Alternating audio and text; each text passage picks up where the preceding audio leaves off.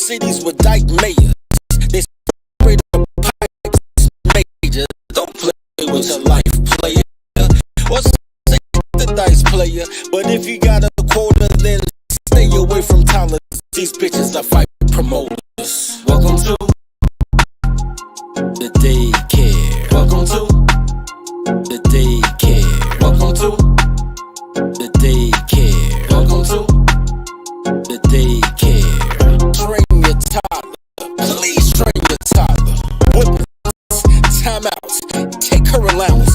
Cause on what she will destroy your life if you allow it. Fucking, I'm tired of rapping YOLO. Bring in the choir.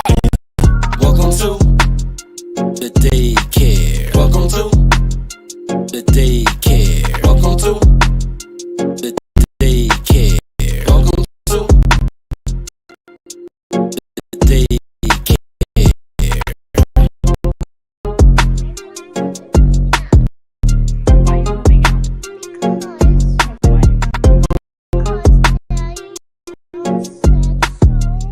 Why did Daddy say so? Because we would every night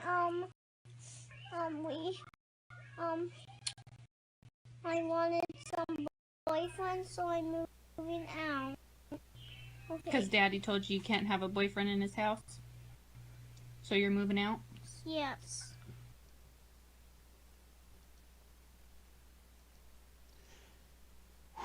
Whew. What's going on? Welcome to Dirty Folks Daycare. I am your tolerologist, Dirty Folks. I ain't feel like wearing no hat today, and now I look like a bald chick with this do-rag on. This is a protective hairstyle, gentlemen. Yeah. Anyway, I'm gonna take it off eventually though. My hair's still wet. It's waving up. Anyway, so check this out, guys. I want to take a boring topic and make it not as boring. I've been looking at clips lately from quote-unquote black economists, and I've noticed a trend. Whether it's Thomas Sowell, whether it's Dr. Claude Anderson, there's a theme. And the theme is that none of their economics work if you look at it as black economics. But all of their advice works if you look at it as tribal stories, right? Because black is just for women, gays, and felons. The women, gays, and felons ain't never gonna do right. They don't have practical minds. And you have to understand that I saw this as a segue, like right after I was watching like The Wire, looking at what's my man name from The Wire? I can't think of his name. But but his name is important for me to tell this parable. So I'm gonna look it up.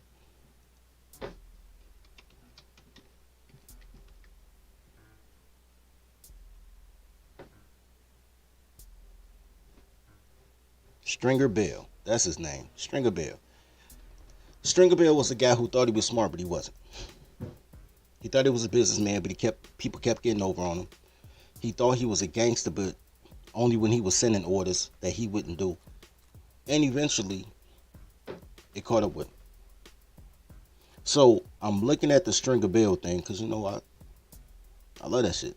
And then I started watching comedy, economic videos. Cause I love that shit. And I saw the parables. The parables were in a static, devoid of all outside influences. It's a lot of stuff that'll work, right? In theory, but it takes away the self, the desires of self, right? It takes away people's passions, what's important to people, right? Like what's important to me. What's important to me is not the money. I need money. Don't get it twisted. Matter of fact, like and sub, pay your daycare fees. But I could have had money. You know how many times these Jews tried to give me $250,000? And I used to tell them all the time, no, so organic. Y'all ain't even seen my products on y'all shelves. And we already have a valuation for $2 million. We have a $2 million valuation right now. And you've never seen my products. They always want to give me money.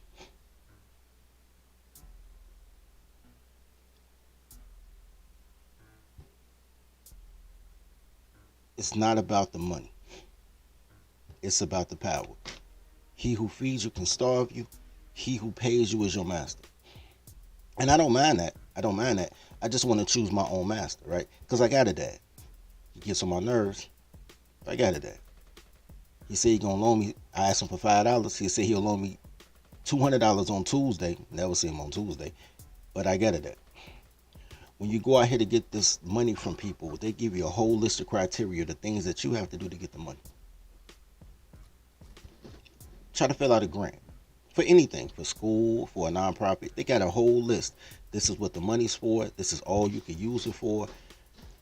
They regulate your spending. I don't want to not be able to expand and not be able to pay my people because I took money from somebody who wanted to be my daddy. One of the reasons that the Tories haven't gone further is because they think money is important, but the U.S. Treasury prints money and burns money every day.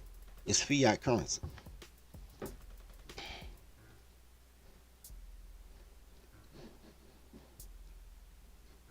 So, this ain't about the money. I listen to economists because I want to understand what had happened in their childhood that got us to this point.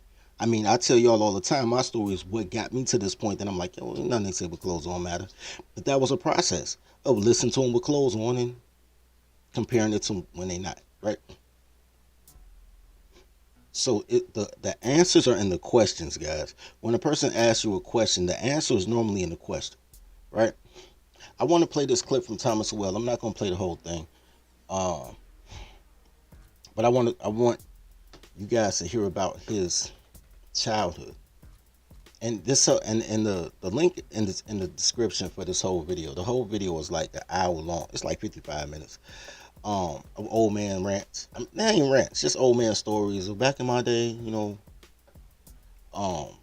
But it's good. It's good content. But it's a particular point we're gonna get into right now. Let's go.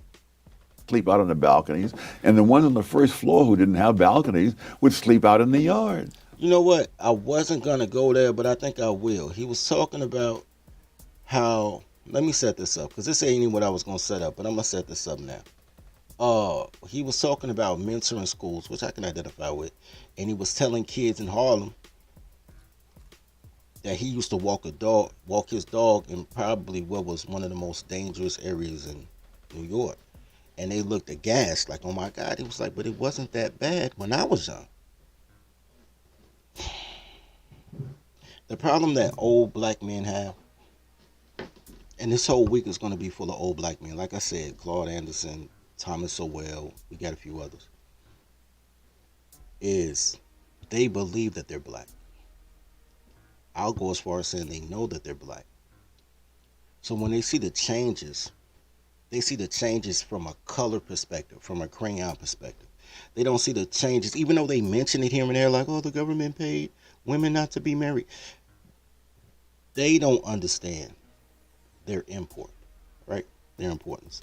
You're looking at men, because what's the byproduct? The byproduct of the government paying women not to have men is the men who are eligible to be those pillars of the community move somewhere else, right? It's the yin and the yang, right? Oh, bitch, you don't want me? All right, I'm gonna go over there. That's just common sense. It's kind of shout out to the passport bros. I'm gonna just give them a shout out just cause. But that's what comes down with that. So when they talk about economics, they still talk about black people, but they don't understand that these aren't your women, and they never been your women, and they were always part of why you stayed as the second worst. But we gonna get you there. So I'm just gonna offer context as he tells the stories. But They're better off economically because of what's been given. Right. But of course, when you have the crime rate, I mean, I got the first inkling of this some years back when I was at some school in Harlem doing some research. And I had looked out the window and I mentioned in passing that when I was a little kid, I used to walk my dog in that park, and looks of horror came over the students' faces. Nobody in his right mind would have a child going to that park, walking a dog or not. The principal was warning these students not to cross this park, which is about a block and a half wide, even in groups of 6. And when I tell them about how in these hot summer nights I would sleep out on the fire escapes in Harlem, they looked at me like I was a man from Mars. People were doing that all over New York. They were doing it in Philadelphia, Washington, wherever I've known people. That was a common thing for poor people. We didn't have the money for air conditioning. Right. You slept out on the fire escape or in the parks. Where Walter grew up Walter Williams. Walter Williams grew up in a housing project in Philadelphia. He was saying on the hot summer nights, the people would be in this project would have little balconies. They'd sleep out on the balconies, and the ones on the first floor who didn't have balconies would sleep out in the yard.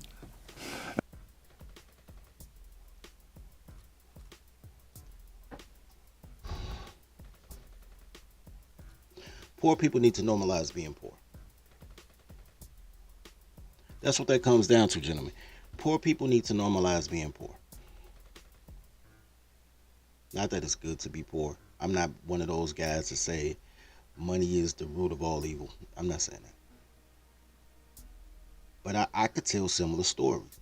I grew up in a lower middle class area. Maybe it was already middle class. I don't know. But we ain't had that 1986 dope money. You know what I mean? And I remember as a kid, we used to ride our bikes places.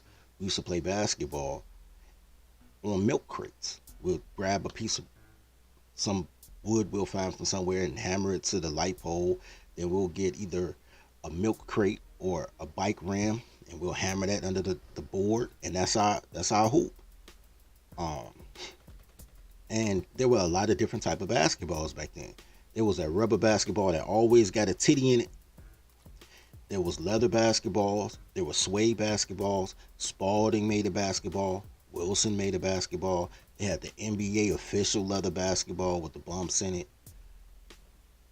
And whatever ball we had, whether it was a milk crate or a basketball or a bike ram, we would hoop. If somebody had a rollaway or a ram in their backyard, which eventually I did, that would be the homes and away games. We'll go to each other's backyards, have home games and away games. Or we'll pull out 2 rollaway rims in the alley, because we wouldn't go to the park. We practice in the alley with just the guys in our neighborhood. And we'll have a full court in the alley, about the size of this window, about the size of this video window. And that's our full court. So your handles had to be immaculate, because there wasn't no side, no corner jumpers or nothing. The corner is a garage on either side. You know what I mean? And that's how we entertained ourselves until we were taught, yo, y'all broke. We broke. We having fun, yo.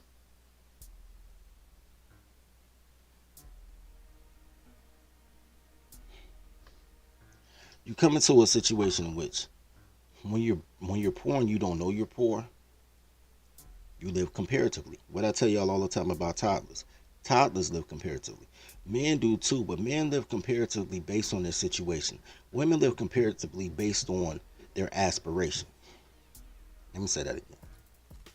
Men live comparatively based on their situation. Women live comparatively based on their aspiration. A 16-year-old boy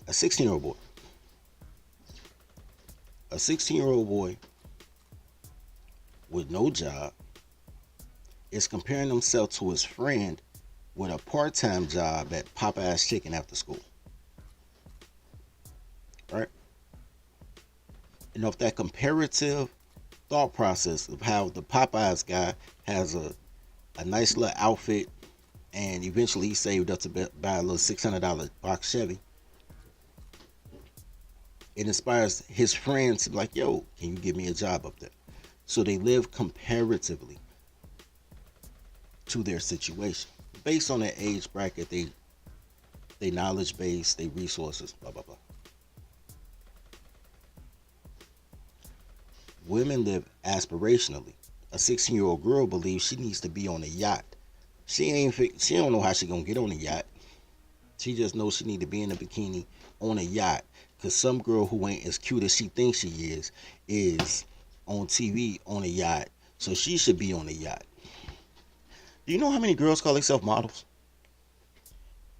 Do you know the criteria for being a model now is not to be a brand ambassador? The criteria now is to take a swimsuit photo and post it on Instagram, and then you tell people you're a model. And people just accept it like, oh, she's a model.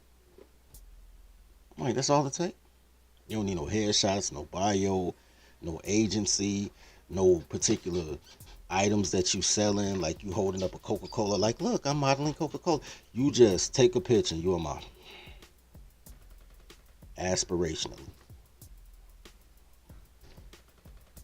The reason that I'm showing you this part of Thomas Sowell, and we're not talking the money, we're just talking the background, is because I need you guys to understand that everybody knew they were poor in his peer group, but everybody was poor, so it was no big thing. And everybody says, we're going to make it one day. And those guys started at that step, like, yo, this is what we're going to do. We're going to sell newspapers.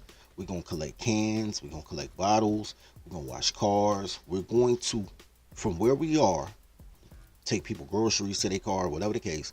From where we are, we're going to do our stepping stones until we're in a position to do greater, right?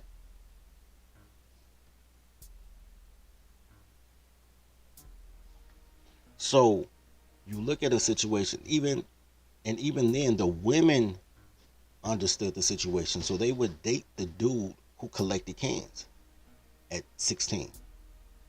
Because at 18 or 17, he already had plans. I'm going to go to the military for 2 years, get a GI Bill, come back, go to college. Like, dudes had plans for their life, and the plans for their life came from other dudes, right? Like, this is how you get it. So, I say all that to say this. As he's telling this story, you got to understand he's telling it from a male perspective.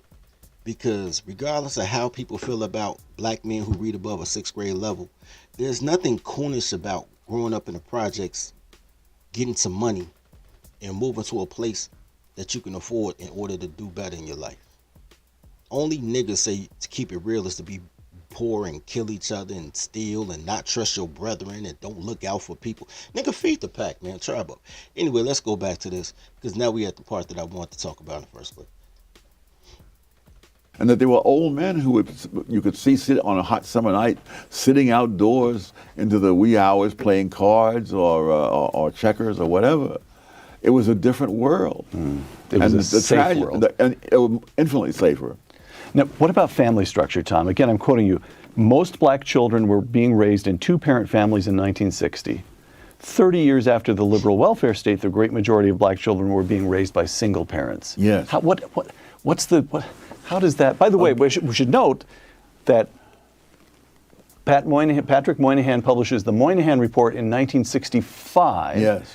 And he's alarmed because the illegitimacy rate among black families is 25% then. Now, among whites, it's over a third. Yes. Hispanics, it's over half. And among African Americans, it's over 70%. What's going on there? Well, this is, again, this... Pause. I just want to say something real quick. I ain't gonna hold y'all, because I want to get back to this. Yo, them always look all right. All right, check this out. So, he was talking about in 1965, the illegitimacy rate for black America was 25%. 1 out of 4 of these goofy bitches was single moms. In 1965, y'all keep talking about 1955, when the marriage rate was like 93%, 98%, whatever. These toddlers are built for dysfunction. You gotta understand that, right? So what the civil rights movement was really a women's rights movement. And women wanted the right to bust it wide open and get abortions and shit like that. So as soon as the Woodstock era happened, these bitches was getting knocked up at a phenomenal rate. A phenomenal rate. I remember in the 1980s, it was taboo to be a single mother. Still. Like, people pitied you. You know what I'm saying? Like, oh my God, how's she gonna make it in life? These bitches was doing that shit intentionally. They was just wilding out, man. Doing it for the gram. It wasn't even no gram yet. They was doing it for Woodstock. Getting prepared to teach their daughters to do it for Freaknik. Shout out to Freaknik, man. Shout out to Freaknik. Shout out to all of y'all who think y'all daddies ain't shit, because y'all from Detroit, but your mama got knocked up from a nigga from Galveston, Texas on a 2-day busted wide open spree. You know what I'm saying? Y'all mama ain't shit, but y'all blame y'all daddy. That's matriarchy Stockholm syndrome for your ass right there. Anyway, I just wanted to put that out there. That women were at a 25% as soon as they didn't need a man, quote unquote. As soon as the government said, yo, I'll give you a block of welfare cheese, boom, single moms overnight. And now they at 80%, and they still talking about how hard it is to be a single mother. Well, bitch, stop being a single mother, you goofy bitch. You keep having abortions by the niggas that want kids. You keep having kids by one night stands. Bitch, you want to be a single mom. Girls are dumb. Girls are just, if they got on clothes, they lying. That's all I'm saying, bro. But anyway, let's go back. Too, you find the same thing in Britain. You find it in France and Norway. You find it in the Western world. In fact, The dissolution of the family structure. Oh yeah, there are any number of Western nations where 40% of the children are raised with only one parent. Right. At the extremes, compared to Asian countries, at the extremes, Iceland, it's 2 out of 3 children born are raised in a single parent home. In South Korea, it's 1 out of 66. Wow. Okay, wait. Let's break this down. I want to bring it back to what he just said, and it's gonna blend into what Blexit comment was. Let's go back to what he just said, and it's gonna blend into Blexit comment. Family structure. Oh yeah, there are any number of Western nations where 40% of the children are raised with only one parent. Right. At the extremes, compared to Asian countries, at the extremes, Iceland, it's 2 out of 3 children born are raised in a single parent home. In South Korea, it's 1 out of 66. Stop. I'm gonna address two things at one time. Blexit comment was that was only among the sharecropper class. The middle and upper class blacks still had intact families. That's still the case. That's still the case, bro. The problem is that the younger you have kids, and the more women who find comfort in having a kid and not needing no man, they sign up for poverty. They sign up for slavery, right? So those people are perpetually poor until they get one kid that can catch a basketball or a football, and he tries to minstrel himself out of poverty, right? I stopped watching the show I Am Athlete maybe 2 years ago when Marshall said that they had like the poverty Olympics, bro. It was bananas.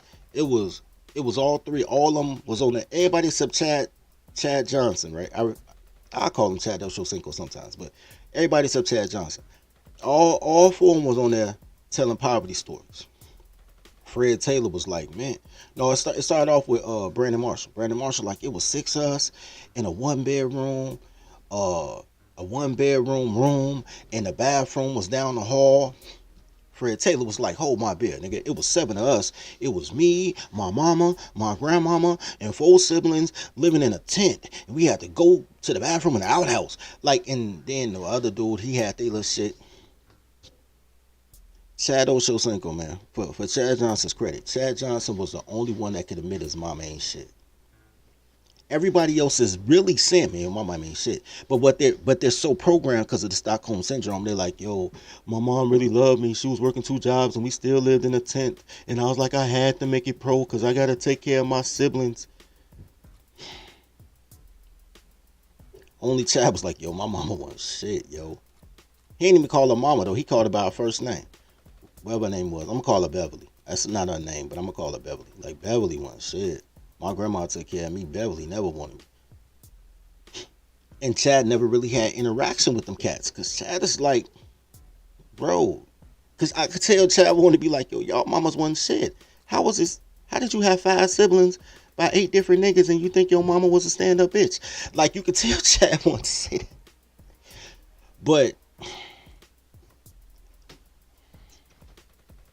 But the fact that they're both right. So you look at a country like America or France or Britain, or his example was Iceland. He could have said Holland as well, when you in nations like Iceland and Holland, look at their social service structure. Like they tax you at anywhere between a 40 to a 51% tax bracket, and they have all these social services to protect women, but they don't protect women from themselves. Then you look at somewhere like South Korea, ain't no welfare, yo. You gonna eat this rice or you ain't gonna eat. And women don't, that they're prone not to be as reckless with their ovaries, right? They still busting, but they not getting pregnant. China the same way. You know what I'm saying? That's why he said except those Asian countries. Asian countries ain't going.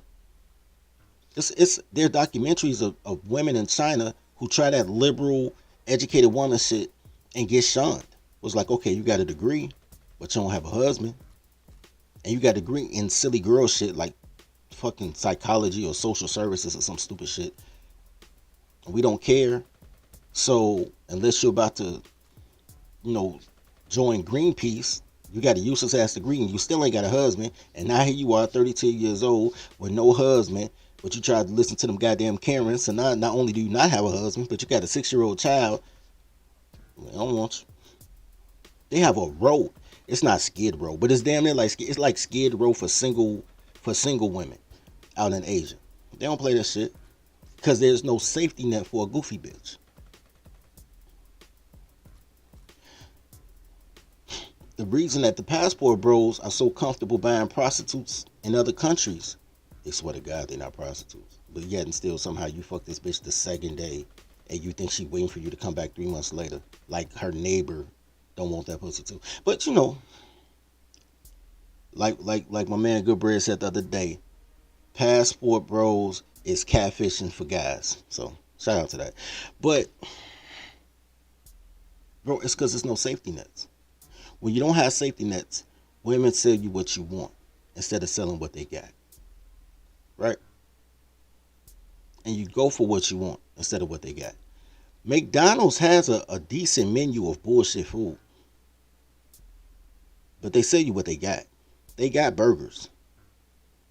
And breaded and other assorted breaded meats and french fries. That's what they got. Breaded chicken, breaded fish, burgers, french fries. They sell you what they got.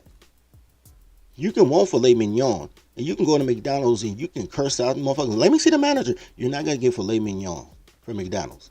They don't sell you what you want if that's what you want. They sell you what they got. You got McDonald's bitches because you don't train your toddlers. Girls don't know shit. They just do shit. The only thing they know is what they taught. So they go get a degree in dumb shit so they can be dumber bitches. And then they regurgitate what they taught and they show you a piece of paper, say, yo, I learned how to do dumb shit. And they want to be revered for that. You should be congratulating them for being a toddler. Train your toddlers, man. So that's the base of that. But yeah, so basically, most middle class and upper middle class families and upper class families are nuclear families because they're trained. Those toddlers are trained. Because if you have an untrained toddler, her job is to make sure that you're the worst so she can be second worst. So no matter how great you are, you can have a $36 an hour job, buy this bitch a house, buy this bitch a Buick, because you got to have matching Buicks. And as soon as she get upset, she going to take your house, your car, make you lose your job, have you back in your grandma's basement while she said she could do bad by herself on your money. But as more fucked up you are, the less she get, because girls are just destructive by nature if you don't train them. So poverty is rampant because the girls are dumb. But when you listen to these black economists, they talk about black people. They never talk about the source, which is goofy, dumb bitches. Because you will not fuck with a goofy dude. You won't let a goof troop fuck up your bread. Nigga, take this 8 long because you take long. You feel me? You feel what I'm saying? You're not gonna give a kilo to a 10-sack mover because he can't move to work.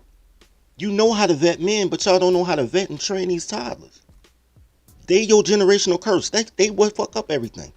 Anyway, but let's get back to this strong arm economy talk. Wow.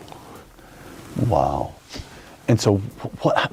That's the welfare state. What? Yes, it is. Oh, you're paying. You're creating a situation where if the first of all, you're creating a situation where if the man stays there, the government will not give the woman welfare, and if he leaves, it will. And so they're paying. When you pay people not to get married, more people don't get married. Right, right. That's facts. Let's take this quick break and we're going to come right back to Thomas Sowell because I got another clip I want to show you guys. Dirty folks. Dirty folks. Dirty folks. Know your soul. Know your soul. Toddler tales are crazy stories that could only happen to me. Each tale is endorsed by Toddlerology and the Marry Your Secretary courses. In a world where toddlers are only loyal to her employer, learn the skills needed to train your toddler to work at your relationship like she works at her job. There's courses for every level of your relationship status, including polygamy. Need support? Join scheduled study groups with other Toddlerology members. Click the link below. And now, back to today's story.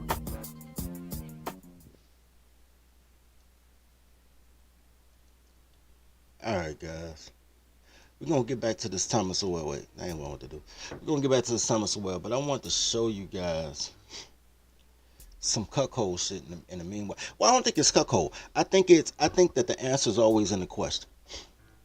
The answer is always in the question. This came on my timeline earlier today, and it's a show from Anthony Spade.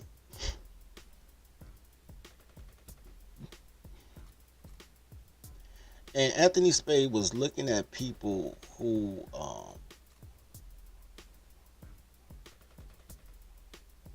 some show about couples, and there was a husband who didn't understand how to vet his wife, and Anthony was playing both sides. And the issue that I have when I'm playing both sides is talks like a colored. I know what he's saying, and I know a lot of you guys will agree with what he's saying because y'all don't think tribal, but I'm going to get y'all there. I'm going to get y'all tribal. Because once you hear this tribally, it defeats the purpose. And all these red pill niggas also think like they the only good man. They don't think tribally. They don't think that all men are awesome. But I'm going to get you there. Y'all going to hit us in such a way. When I break down the breakdown, y'all will see that even though he's right for the wrong reason, and how quick it is to switch the shit. Because all these bitches want to be slaves. They all want to be in poverty. Keep telling y'all, it's a 10-year waiting list to be on Section 8 and be perpetually poor. They want to be slaves. They want to be under a logo and feel secure under that logo. I'm going to get y'all there. We're going to have hella secretaries. I'm going to have a couple slaves, but y'all going to have secretaries. We're going to work it out. So it don't even really matter where I start from because this whole shit is goofy and I ain't going to watch the whole thing anyway. But this from the Anthony Spade show, man. So shout out to Anthony Spade. Wait, maybe I should unmute it. That probably help. Bill for everything that you do. So if That's the exact line I wanted on. I got so lucky. All right, so here we go. They're working every day, so they're tired. That's why I don't want to cook. Yeah. he's making Wait. I'm going to take it back a little bit more so you can hear the initial question, but really it's Anthony Spade's response that I want to address. So let's go. Of working. It's not hard. I mean, that shouldn't even be like, I don't even understand the question. Like, they're tired. Aren't you tired when you get home from work? They're working. The original question was, does your wife cook or clean the house? And he's like, nah, he cooked. They got 5 kids. He do the cooking. And he's saying because she's tired when she come home from work. Which negates the fact that he works too and he's tired and he still cook. But I digress because, you know, Tyler's going to toddle. And some of these niggas is toddlers too. But that's the original question. Does your wife have any relationship roles? Does she cook? Right? Every day, so they're tired. That's why I don't want to cook. Yeah. he's making sense. You got to realize the guy that he's talking to that's scratching his head right now, he's been married for 20 years. So in America, it is easy. Well, let me take that back. In foreign countries, it's easy for you to get married and the wife actually stays at home and be a housewife because it's more affordable. You have less people and you have less going on. But when it comes to America, there's a bill for everything that you do. So it forces most families to have the man and the woman work in order to survive. Okay, here's the problem I have with that. Number one, just a sidebar. Don't he look like the dude in the little lower right corner? Don't he kind of look like Reggie Miller slash how my man looked on the set on Seven? Remember the movie Seven about the seven deadly sins? When they found, like, he don't have no eyebrows, no hair, no facial. He probably ain't got no fingernail prints, bro. Like, he's a scary looking dude. But in addition to that, hold on, man. Let me can for this. Let me explain something to y'all, bro.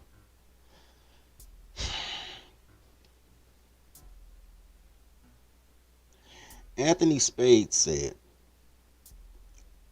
about three incorrect things at one time. About three incorrect things at one time. As a matter of fact, I should rewind it so I can break down each one of them as he says them, because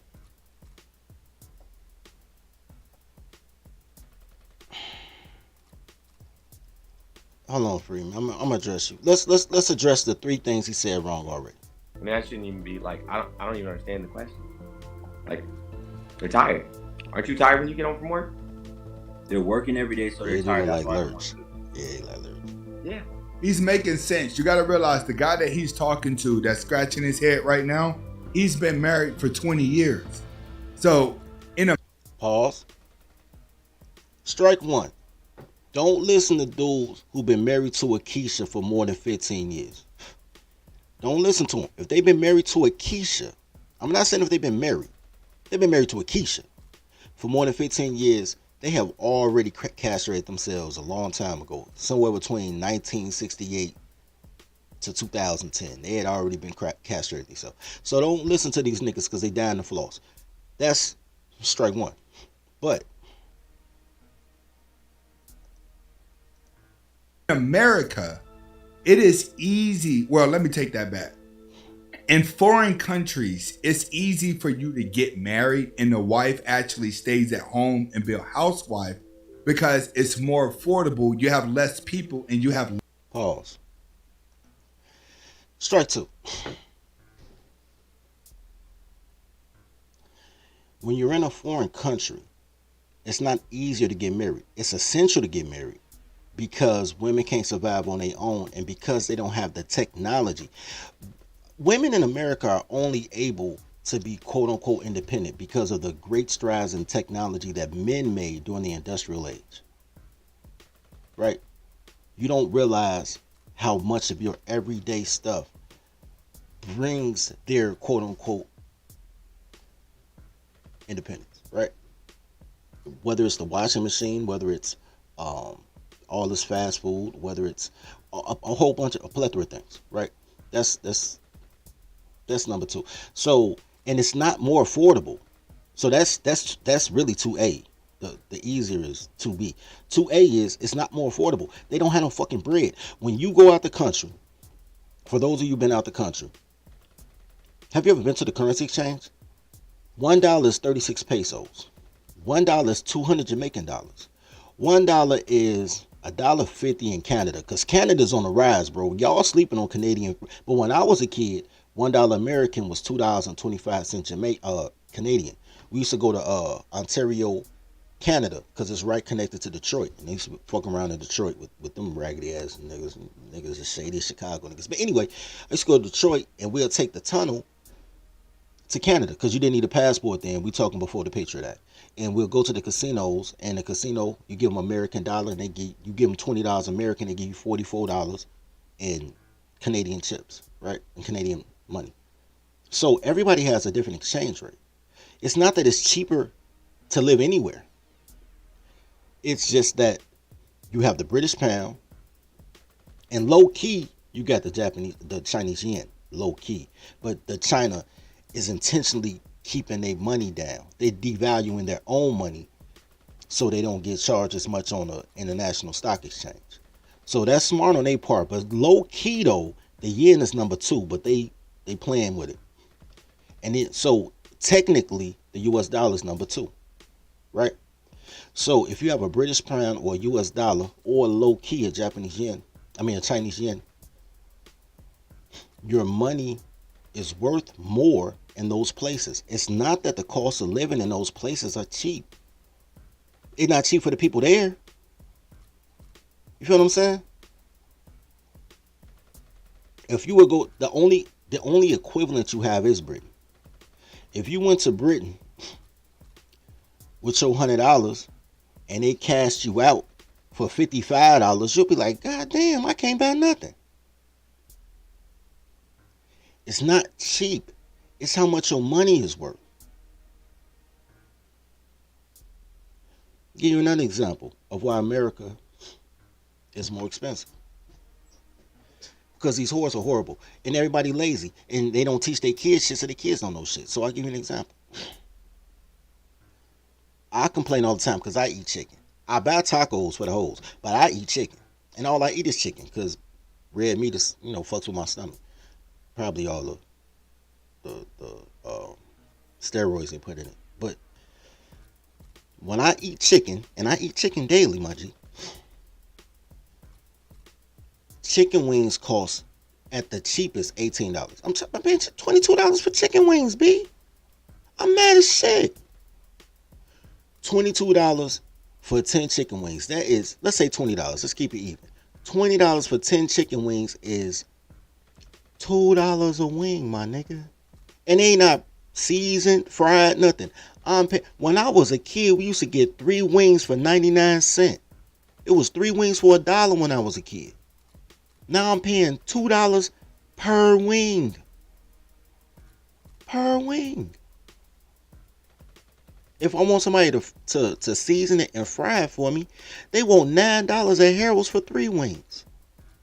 It cost me $6 plus seasoning, grease, flour, for me to cook 3 wings. They want $9 at Harold's to cook me 3 wings. 3 wings. But they sell a whole chicken for $4. It's 2 wings on the chicken already. Plus the breast, the legs, the thighs. $4 for a whole chicken. $20 for chicken wings. Your convenience service fees are bananas because y'all don't know how to do shit. Y'all don't know how to cut up your own chicken. The equivalent for me to pay that same $20, I can get 5 whole chickens. Think about that, bro. 4 times 5 is 20. I can get 5 whole chickens and cut the wings off each of the chickens and have 10 chicken wings. Plus 5 breasts, 10 thighs, 5 backs. You feel what I'm saying? The service fees is killing you because these bitches don't know shit. They just do shit. And you don't know shit. And the guys who do know shit ain't tripping because they'll just buy 5 chickens if they wanted 10 chicken wings. Honestly, they'll buy 5 whole chickens and they'll feed the block, nigga. You'll throw cookouts with your friends. Your friends will think you the shit. Like, yo, let me get a wing. Like, it's nothing, my nigga. Shout out to $4 whole chickens. Shout out to $4 whole chickens.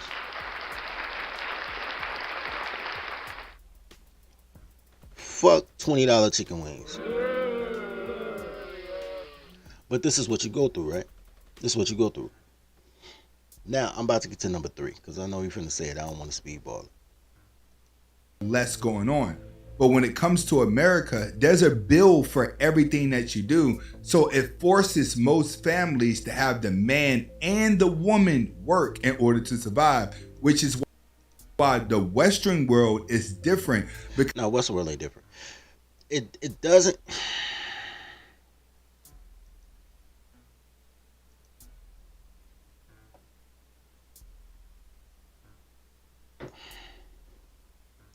It doesn't change. Okay, check this out. The reason America is more expensive is because women work. Not that women have to work because America is expensive. That's a false causation.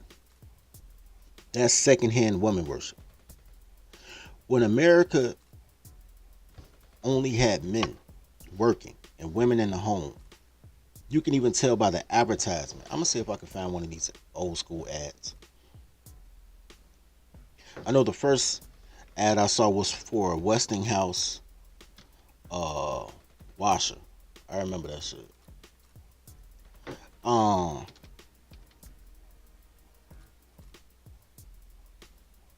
I'm not gonna show the ad because I got a feeling that Westinghouse will try to demonetize me. Because is Westinghouse still even a thing? Honestly, like, are they even still a thing? But this is an ad from 1947.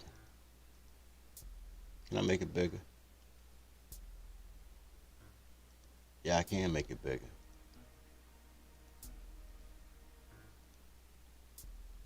Hold on.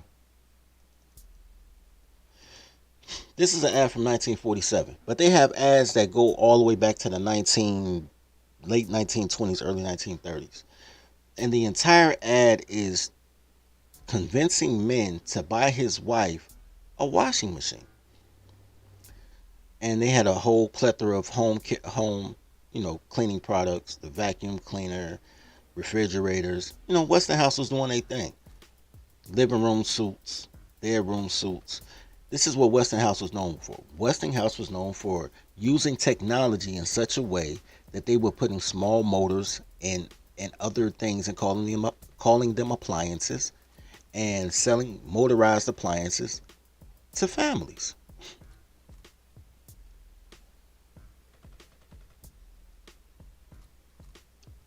I rebuke you, Richard. Anyway, so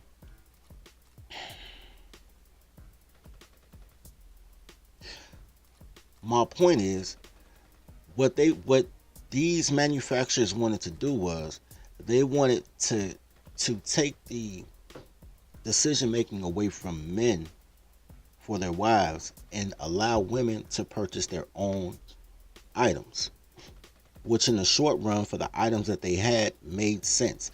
It was practical. Men were with it. But once women started getting money, and they still needed men because men were still paying for women's time and attention, they doubled up on the price of everything. Right? Everything just doubled arbitrarily. Right? And now they're saying that you need 2 incomes to make it. But you didn't until women work, and you still may need 2 incomes, but that second income doesn't have to be a woman's. Let me say that again. Even if you need 2 incomes, that secondary income does not have to be a woman's.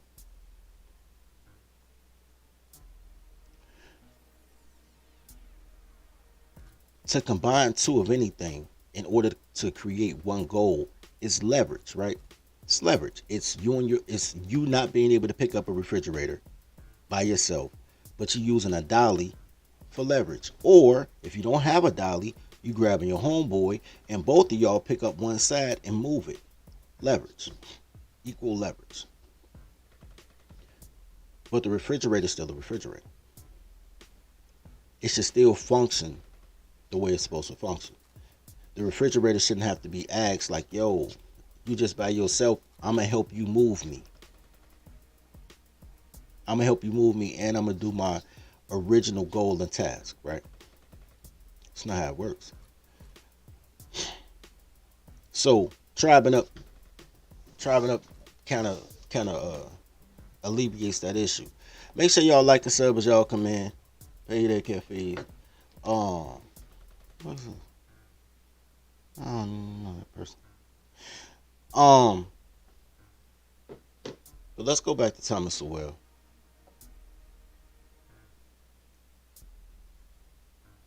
We got about 3 more minutes of time, and then I'm gonna shut this down.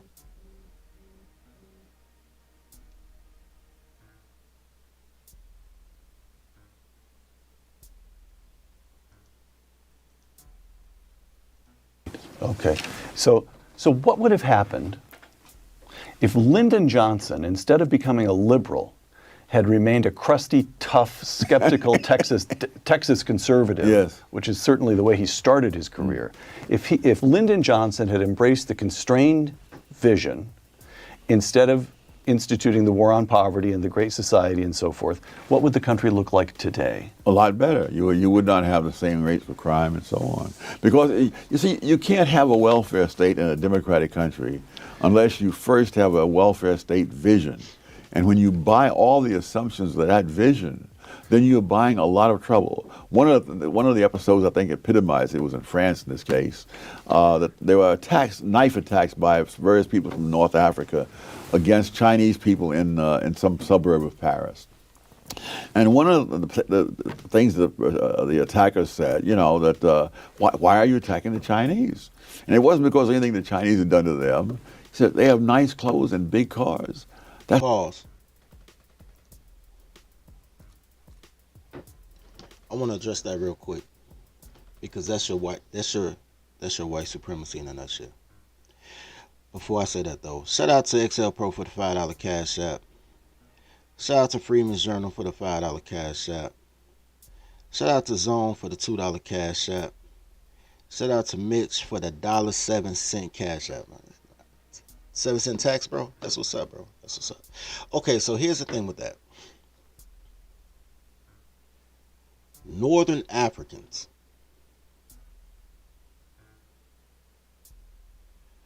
attacking Chinese citizens in France just by itself is a wild ass combination, right?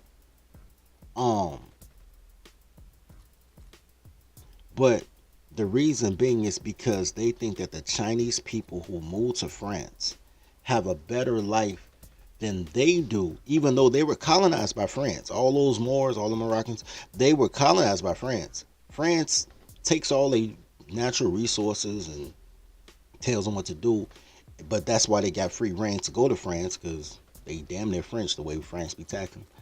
They're not against the French people.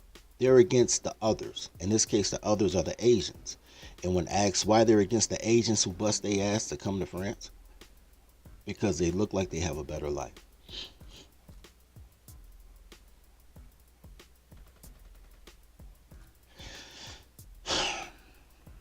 In general, people are matriarchal. But what I tell you guys all the time, 90% of the shit y'all blame on white supremacy is really toddler. There's racism is this shit. Do people think they're supreme over you? No. The only white people who think they're supreme over you simply for being white are trailer park people. Because they need something to hold on to. Because they the worst and they just want to be second worst, just like Keisha. But generally speaking, no ethnic group thinks they're better, just intrinsically better than any other ethnic group, just for being an ethnic group. They think their culture is better.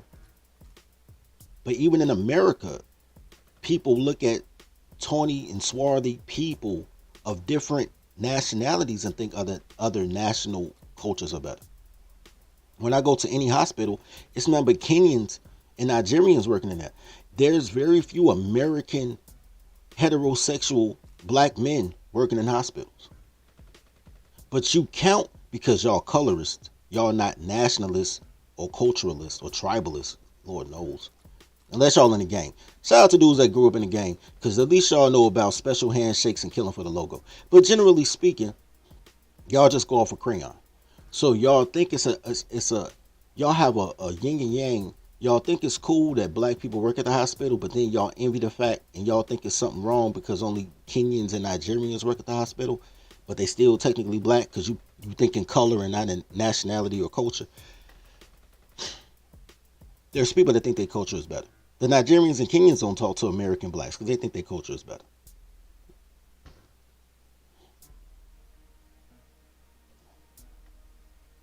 So, imagine that you are a Northern African and you're attacking an Asian in France. Nigga, what? That is, if you turned them into cats, that would be the plot of Thundercats. Low key, that would be the plot of Thundercats. If you turn them into cat people, that would be the plot of Thundercats. It's just crazy.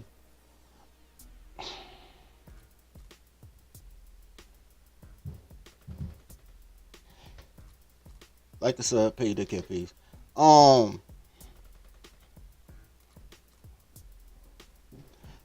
You guys are the reason I showed you this, and the reason I'm gonna let like one more minute play before I shut down. But the reason I want to show you guys this is because, once again, when you're talking economics, you're only talking men. Women spend. That's their job, because it has to suck to be a woman. It has to. It's just too much pressure to always get custody. Niggas pay your way. You ain't gotta fuck them, but they'll feed you. You can be as disrespectful and belligerent in public as you want. You can attack people and expect not to get hit back. You can curse out all authority figures. You can do whatever fuck you want to do. Being omnipotent must be miserable. Not being able to be homeless must be a miserable existence. So they got to spend money because they feel empty inside, which makes sense because their whole body is a series of holes to be filled by something. So it must feel empty. So women are the biggest consumers. That's why whenever they say they doing them, they really doing dicks. They doing somebody else. Anytime they say they know they worth, they just bought something. They never know they worth and was like, yo, I am, right? As Joshua said, I am. Right? Like I had whole shit. I'd be like, nigga, I'm Oak. Like my man on the wire be like, my name is my name. Like just the knowing their self and being comfortable with you, being able, no matter where you go, you fill the room because you comfortable with you. Fuck that. This is the Flintstones and the Jeffersons and the Jetsons. The Flintstones and the Jetsons. Charge it. The more I buy, the more my worth is, because all their worth is external. They need other people to validate their worth, because title's gonna title, right? And they do all that shit just so they can come outside naked and fight in the middle of the street. They ain't even need clothes, but they buy them anyway, just to have worth, right? Anyway, let's get to this last minute. Before we do, let's take this quick.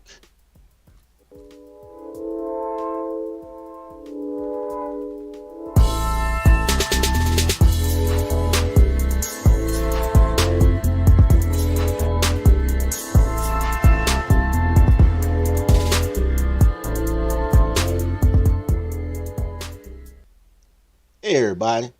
So, what's up? Why not showing my stuff? Whatever. There you go. Bam.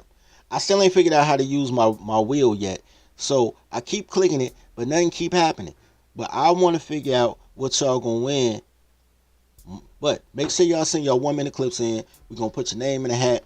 As a matter of fact, I got all the ones from last week. I'm gonna put their name in the hat today. We're gonna do that drawing tomorrow. I still don't know what y'all gonna win, because I still ain't figured out how to spin my little wheel. I'm gonna try to click it again. Spin, little wheel. Our little wheel don't spin. It's a sucky little wheel. Flea market ass wheel. But we're gonna work it out. Y'all gonna win something. Anyway, let's get back to it. Alright guys, so let's check this last minute out, and then we're gonna shut it down. That's not fair. I mean, that's, egalitarianism as a philosophy is one thing, but the actual consequences of it mean things like resenting other people's good fortune. Right. All right. So, one response to the gap. Again, I return to this gap between African Americans and other Americans. Affirmative action. Yes. Which brings us back to your alma mater, Harvard. According to I'll never live it down. You'll never live it down, yes. You once told me that the principal benefit of a Harvard degree was never again having to be impressed by anybody who had a Harvard degree. Is that right? Absolutely. All right. So these are figures that were published in the Harvard Crimson, the student newspaper. In the Harvard class of 2019, these are the kids who will be graduating next June, the average SAT score for black students was 2149. By the way, these are all good scores, but for black students, 2149, white students, 2218, Asian students, 2300. Well, now that must be reasonable because it's taking place at Harvard, the seat of reason. Well, that wasn't quite how I described it when I was there. Affirmative action. Is that we ought not to be doing this? There are various laws and policies that benefit one group at the expense of another. But I think affirmative action has the distinction of being one that it harms everybody, though in different ways. And so there's a lot of evidence that there are black kids who have all the qualifications to be successes in college, who nevertheless are failures because they are systematically mismatched with institutions whose standards they don't meet. Pause. Check this out. I'm gonna let him keep rocking. I'm gonna finish this meeting. But I got a story. No, I got a story. I missed the first break for the first story, but shout out to Clarence Thomas. Clarence Thomas been against affirmative action for 25 years. I remember being a kid thinking, because everybody was talking about he a coon or whatever, and I was like, yeah, because affirmative action. But now that I'm older, I was like, yo, it's just for women, gays, and felons, yo. Affirmative action is only for women, gays, and felons. It's not for heterosexual, tawny, and swarthy men. There's a guy right now who reads at a third grade level who couldn't get a job. Went in the streets, did a murder, came home 11 years later, got the exact same job he was unqualified for before he did a crime because of affirmative action. Because it's all about checking a box, right? And being a felon and more than likely getting your degree while you're in college. While you're in jail. Being a felon and having a degree checks 2 more boxes. But really it's the felon box that they want because corporations act just like black women. Hold on, let me say this real quick. Corporations act just like black women. In the auspice of this. Everybody wants you to be great as an abstract. They want you to be great as an abstract. But in reality, they want to control you. They want you to be their slave. I've told you before stories about girls who thought I was a killer and dumped me because I didn't have a parole officer. Because she couldn't figure out if she disrespected me, how she'd be able to get me off her ass. Those jobs are the same way. I had a job, pandemic job, true story. Before we started the call center. We didn't even start the call center. Before, because first I was subcontracting with a call center. Before, they let me get my own contract. So while I was before I even subcontracted, they wanted X amount of dollars.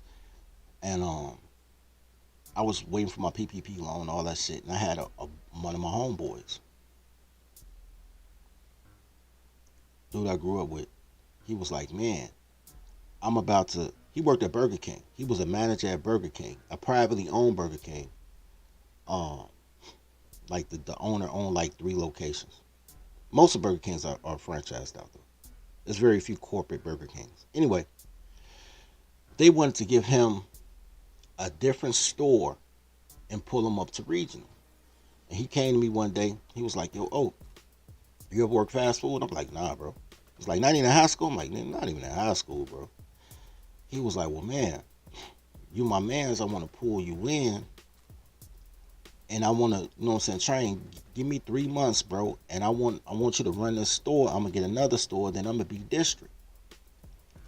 I said, bro, this during the pandemic, too. So I'm like, I ain't doing shit. Ain't nobody outside. You know what I'm saying? Like, all right, I'll fuck with you. You my mans. That shit lasted 2 weeks. And I'm going to tell you why. When he brought me in,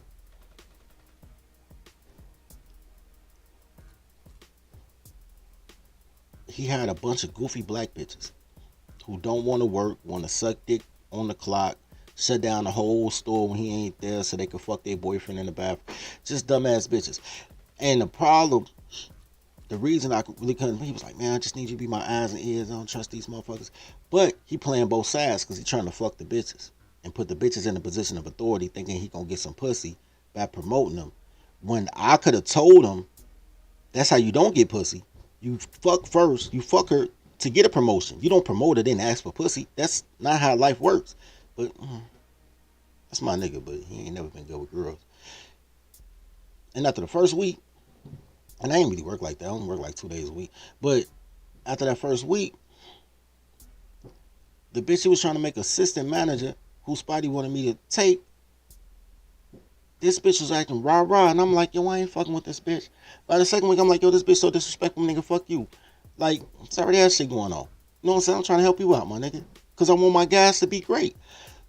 You know what I'm saying?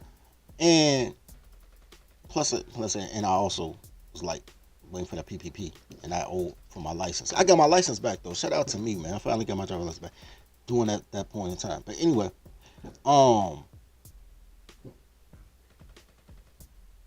this motherfucker's all $6,000, man. Anyway, so as the story progresses, though, the bitch thought I was a felon. She thought she could say or do whatever the fuck she wanted to say and do because I'm swole and because, you know what I'm saying, I ain't no teenager. Like, this supposed to be an after-school job. She don't know that that's my man's. She don't know that I'm here to help. He ain't telling her because he wanted to be the secret, what they call it, like the secret shopper boss thing. He wanted me to be and I'm like, yo, bro, you got shit fucked up, B. Like, man, this ain't even me anyway. I was trying to help you out, but you run a horrible ship. You're not a leader. You just a nigga with a job, but I wish you the best. So I probably worked 4 days out that 2 weeks, and I was like, man, B, we good. You know what I'm saying? But that's the thing. Like, these bitches they really try to put men in a position that wherever you go, motherfuckers could tell you. That was the beginning. Remember the beginning of Scarface? When Scarface, when Tony Montana first moved to America, and they was treating him like shit because all the people that worked in that little restaurant was on probation, and like, bro, that shit be real. So that's why men that come home from jail can get a job quicker than you can, even if you qualify.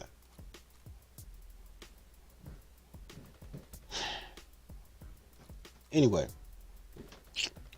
but that's the knock on affirmative action. The knock on affirmative action is you can't get what. Here's the second thing, because now he's talking about the criteria to get into a college. So me being a smart kid, I used to my hustle when I was like 19. Yeah, about 19.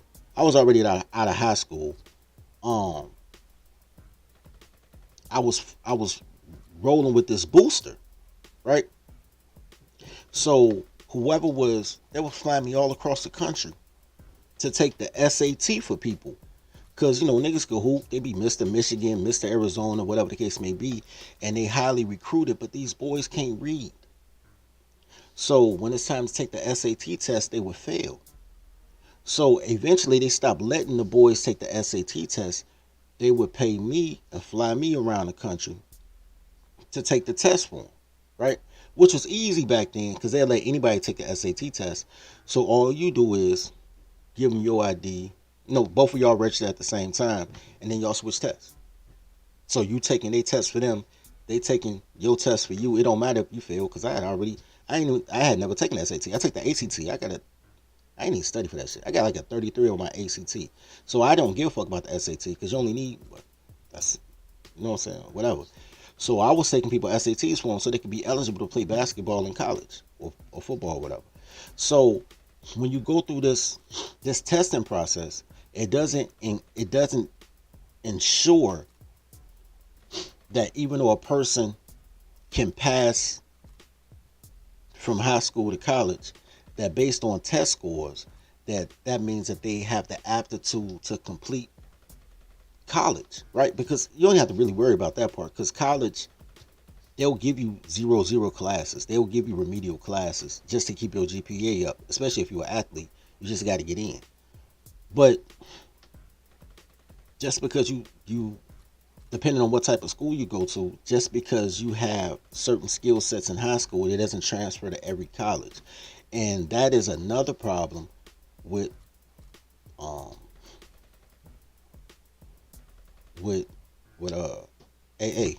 affirmative action. So Clarence Thomas was right, but I don't want to speedball because he's gonna say something about that. So yeah, pay your daycare fees. Like and sub as y'all come in. Like and sub is free. But let him finish the sentence. It just crossed my mind as he was saying this shit. Even though they may meet the standards of 80 or 90% of the colleges in America. I remember first aware of this when I was teaching at Cornell, and I found that half the black students at Cornell were on some kind of academic probation. And so I went over to the administration building and looked up the SATs of these students. The average black student at Cornell at that time scored at the 75th percentile.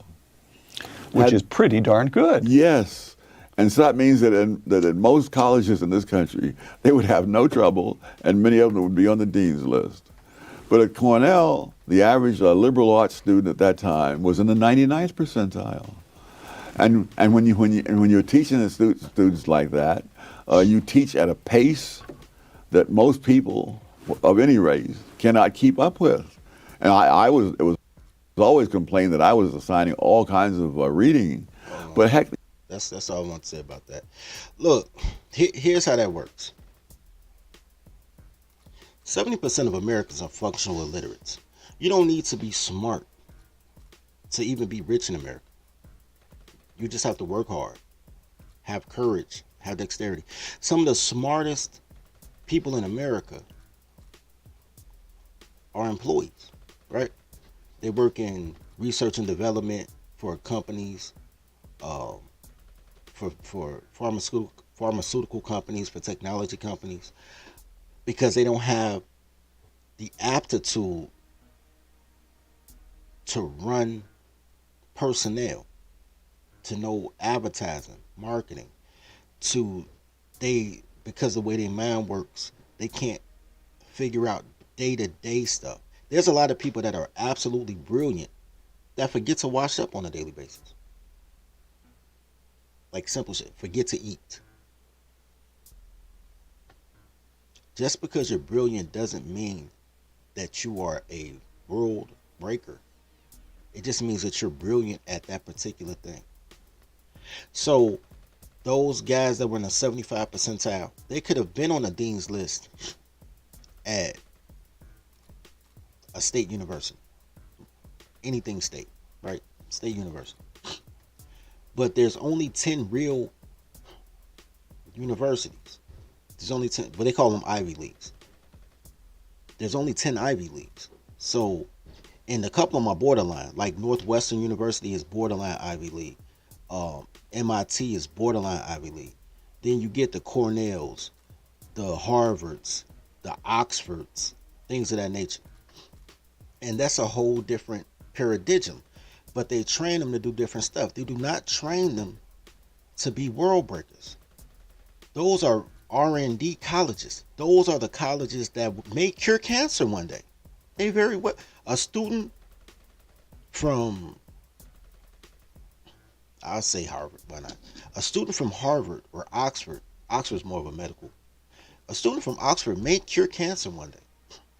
But when they cure cancer, even if they're allowed to own the patent, which is 60-40, they're going to do it for Baxter or for Johnson & Johnson. They're not going to be that world breaker. Like, I started my own company and I cured cancer. That's not what college is not built for that. College is built to stimulate you academically. There's a lot of academic people who you do not want to have lunch with. Like, what the fuck is you talking about?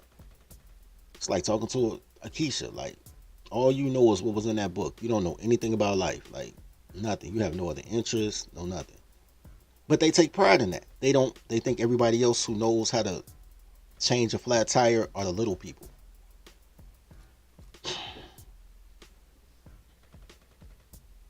So a lot of times the things that you are aspiring to be is based on great marketing. Anyway, so we go back to the theme of this before I bounce out. So the theme is the poor needs to know that they poor. When men know that they poor, they pull together and make shit happen. Have you ever noticed?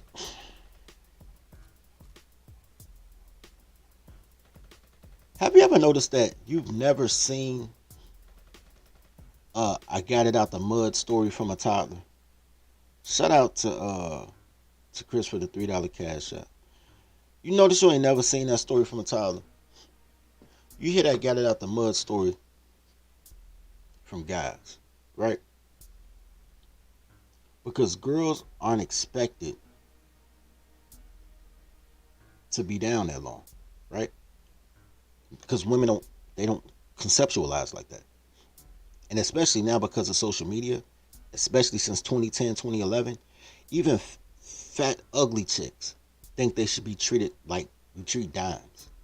But that's only on the internet, because in real life, they know goddamn well they have no shot in hell with like 99% of niggas. Unless he homeless. They'll get a homeless nigga. Cute homeless dude, just need a place to stay because it's cold in the wintertime? Maybe. But it ain't that, bro. It ain't that. So, you gotta let people live in a delusion. Social media is a delusion for toddlers and incels. It's a delusion. It's a place in which people can say what they want to say without penalty, right? In the real world, it's a place that girls can say things without penalty. So, a guy on the internet feels like an average everyday girl. A girl on the internet pumps it up 10 times higher because now she has her own delusional world, which is a different delusional world on every social media platform. We talked about this before. She want to be a wife on Facebook. She want to be a hooker on Instagram. She want to be a fitness instructor on Snapchat. She want to be a comedian on TikTok. Girls are just delusional. But that delusion and your pursuit of listening to these goofy motherfuckers with clothes on, that's crazy. With clothes on. You notice when girls naked, even on Instagram, when girls naked, they don't say shit. You ever notice that? She out there busting it wide open, showing you her titties, playing with her vulva. She don't talk. There's music playing in the background. The musician is singing. She don't talk. When she popping her ass, showing her that little moose knuckle, she ain't talking. She ain't talking. Girls only talk with clothes on and say dumb shit. But everything good about them is when they nude. Men have to create an atmosphere where they know that they have to support each other. Do not stop looking for support from these goddamn toddlers. Quit trying to build with bitches. Girls do not build. That's not what they're here for. They're here to interior decorate what you built.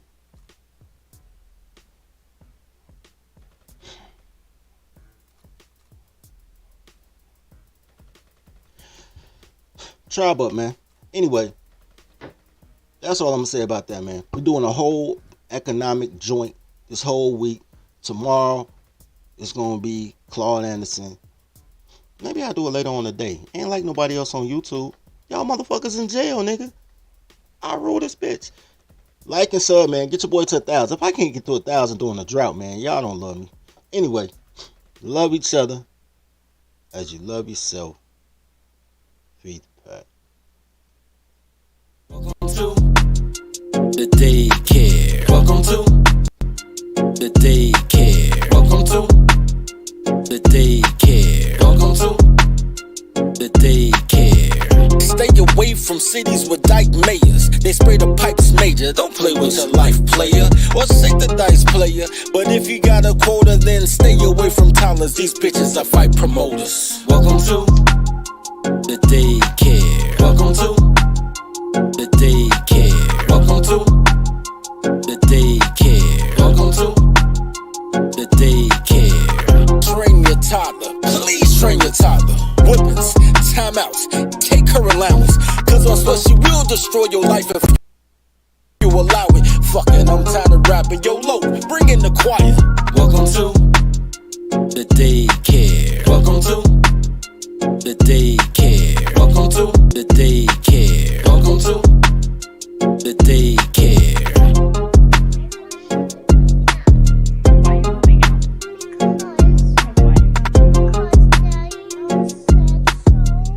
Why did Daddy say so? Because we were talking about I wanted some boyfriend, so I'm moving out. Because Daddy told you can't have a boyfriend in his house? So you're moving out? Yes. Toddler tales are crazy stories that could only happen to me. Each tale is endorsed by Toddlerology and the Marry Your Secretary courses. In a world where toddlers are only loyal to her employer, learn the skills needed to train your toddler to work at your relationship like she works at her job. There's courses for every level of your relationship status, including polygamy. Need support? Join scheduled study groups with other tolerology members. Click the link below. And now, back to today's story.